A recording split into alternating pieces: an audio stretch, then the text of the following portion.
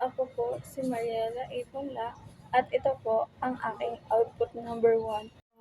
Alam niyo ba, nung bata ako, gustong-gusto kong nakikipaglaro sa labas kasama yung mga kaibigan ko. Naalala ko nga noon, kapag hapon, palagi akong pinapatulog ni mama. Pero, hindi ako natutulog, tumatakas pa rin ako. Kasi gustong-gusto kong nakikipaglaro sa mga kaibigan ko. Gustong-gusto nga namin laruin nun is piko, tumbang preso, patintero, abulan. And yung pinaka-paborito namin is Chinese Carcer, like Triangle and 10-20. Naalala ko nga nung palagi nila akong ginagawang mother kasi daw mataas yung talon ko. Pero ang ending, palagi ko naman silang nililigtas. Naalala ko noon, bandang 6, tatawagin na ako ni mama, magagalit siya kasi makikita niya, pawis ako, tsaka madusing ako. Kaya palagi siya nagagalit.